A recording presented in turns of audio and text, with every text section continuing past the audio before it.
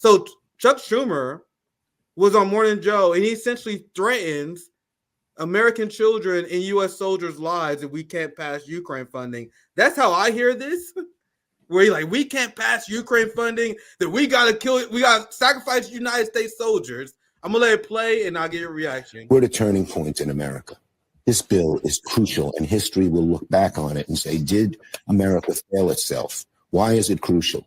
Well, if we don't aid Ukraine, Putin will walk all over Ukraine. We will lose the war, and we could be fighting in Eastern Europe and a NATO ally in a few years.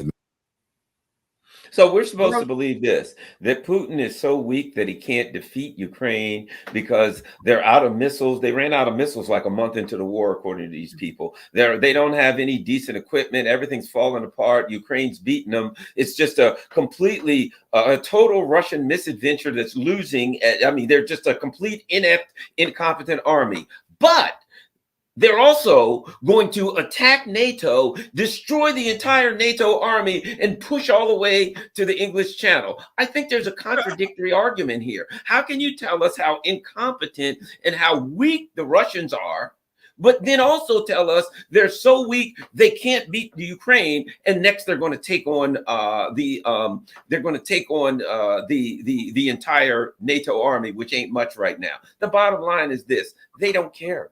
They're like psychopaths. You know, psychopaths don't even worry about the future or about the what's going to happen as a result of their actions.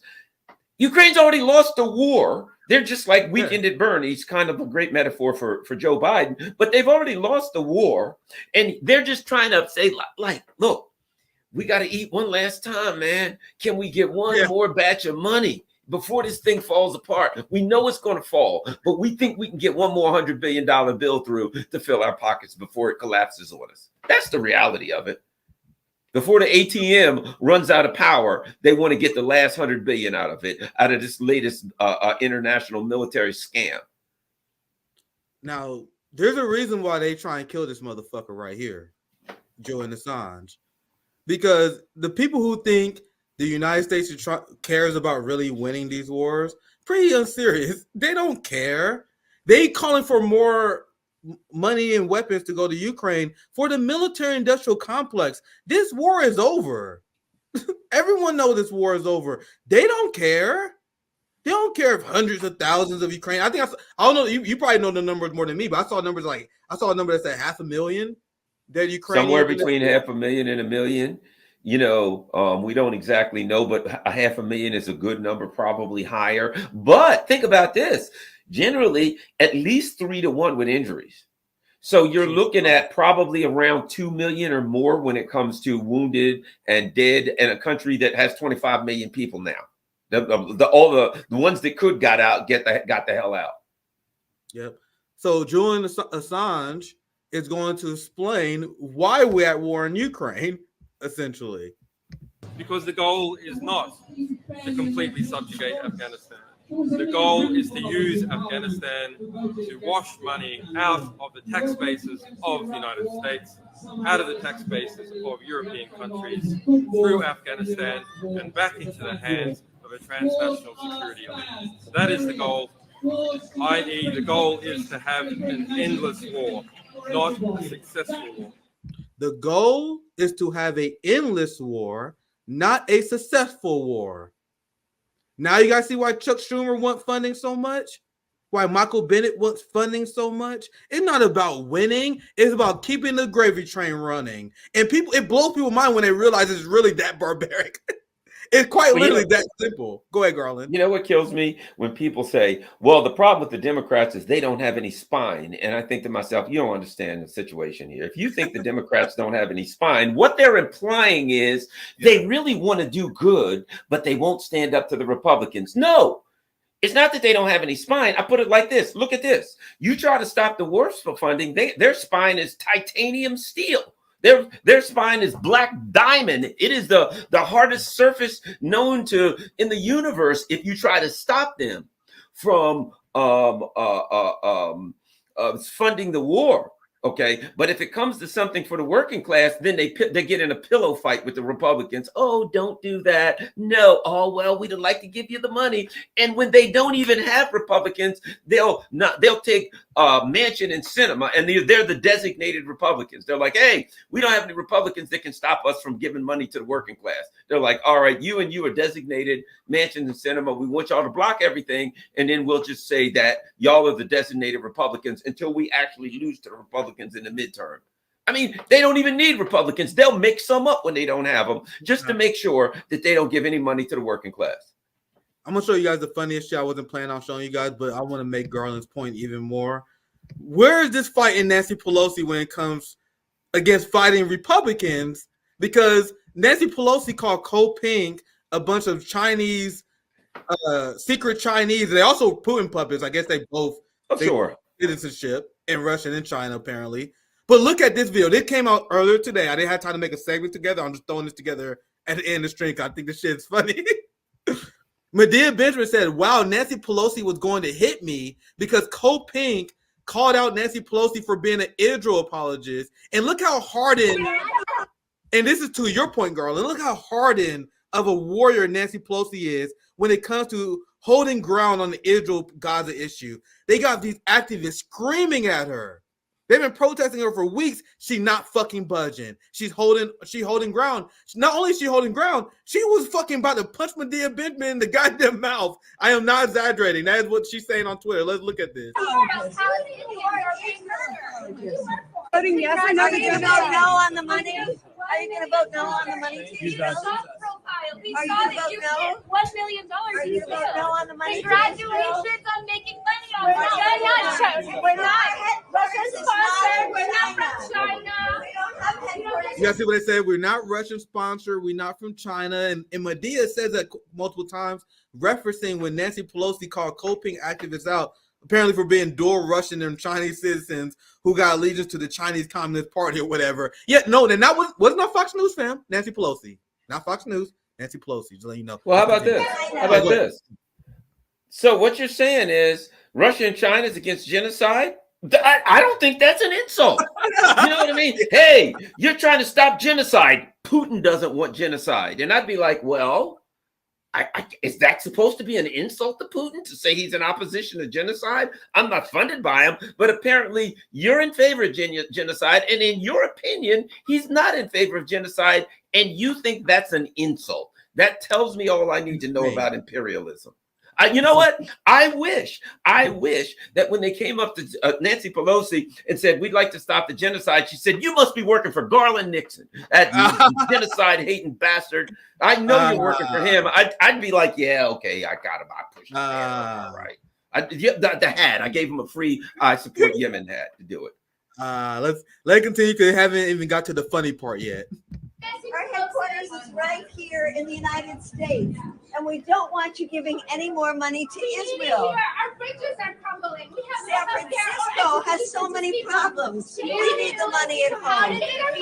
Congresswoman, we need the money at home. Shame on you. Shame on you. Money from people don't call us Russian apologists or Chinese apologists. You are an Israel apologist. You are an Israel apologist. Bro, look You're at an Israel apologist. Stop supporting genocide. Shame on you. So then he did post this. This is funny. Bucking at him. Look at this. You are an Israel apologist. I'm gonna show. Look at this. Nancy Pelosi literally bucking at him.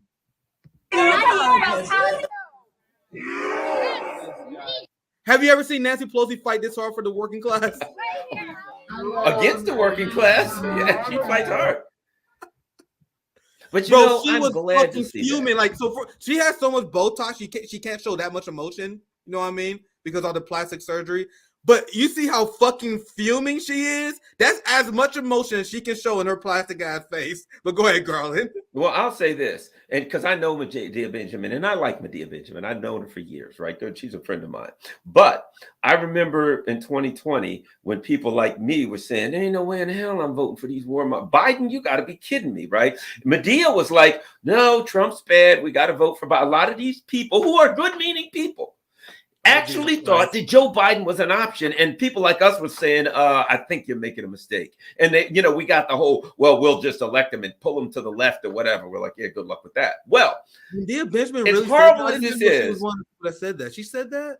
yeah, she was Medea one Benjamin? who said she was voting for Biden because Oh, Trump or Jesus whatever. Christ. Yeah, she was. God damn it, She Medea. was one of them. I didn't know But that. but here's the bottom line. This is what it took, I think. We couldn't tell them. We tried to tell these people what they were dealing with. We couldn't tell them. It took this to show them that they were dealing with people that are pure fascists. And the reason they hate Trump the worst is because he wanted to get a peace deal with, and this is not a pro-Trump thing. He's far right-wing. I'm a far lefty. But I'm saying he wanted to get a peace deal with North Korea. And he doesn't like a war with NATO, with Putin, and he's a little scared of nuclear war. The reasons they hate Trump are the only good things about Donald Trump. And that's what they hate about Donald Trump. If I can find anything good about Donald Trump, I will guarantee you those are the reasons that these the neoliberals hate him.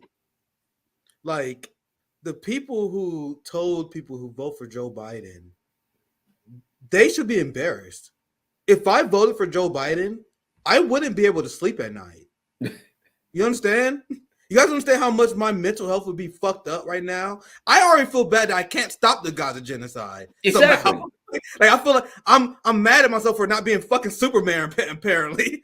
Like, man, I'm a taxpayer in the empire. That alone is enough. You guys endorse Jim Crow Joe, the person who wrote the fucking crime bill? The guy who supported the Iraq and Afghanistan war, the guy who supported Israel during their bombing campaign in Lebanon in the 80s. You know the bombing campaign that freaked Ronald Reagan out? Nigga, Ronald Reagan was like, bro, you guys gotta chill out. Joe Biden was to Reagan's right. Joe Biden has been the most unhinged Zionist in Senate easily over the last 30 years. You can say he's 1A. There's 1Bs and Cs and Ds, right? Like the Mitch McConnells, but no one is more pro-Israel than Joe Biden. The idea that anyone will vote for him, especially people who know who that is fucking shameful. I'm sorry to say. You guys can still be friends with Medea and whatever. She's still based in a lot of ways, but man, that is deeply disappointing. Because to me, we've said this on RBN many times, I forgive people. I know I sound like a badass on the show. I forgive people who don't know. You know what I mean? So the person who vote Biden that don't know, it's the people who do know about what they do and then they advocate for Biden. Those people made me sick. Nigga, you know about the Iraq war? You know about the crime bill? You know this nigga's record? You still endorsing them? The person who vote Biden now habit, then I'm not really that mad at them, guys, if you guys don't understand. I'm not that mad at those people. It's the propagandists. And I would never understood this. I had a brutal divorce with the Bernie left over this issue. I refused to give ground. And I said it many times at that time. I said it before Gaza, Garland. I said, if you vote for Biden, knowing what he did, you're disgusting. I'm sorry that hurt your feelings, but he's the most anti-black, violent politician in the modern era. And then you guys are surprised this motherfucker gets the most powerful position known to man, the presidency. You guys gave Joe Biden that. And then you guys surprised he's supporting the genocide. He's funding Nazis. Get the fuck out of here. You guys can still like Medea, and I'll tell you guys to cancel her, but that's very disappointing to me. Like, you guys doing these actions just to fucking get support for the Democratic Party? Nigga, is that what this for? Are you protesting Democrats just to get people to support your organization so they can support Democrats? Like, that's right. Unbelievable. Sorry, go ahead. I can last. Go ahead, Garland. And the thing about it is, it was all about this. Oh, Trump's so bad. Trump's so bad. I said in 2020, I'll put it like this. I said in 2016, I said, now I'm a lefty, you know, I usually write in like the ghost of Hugo Chavez or something like that, right? Okay.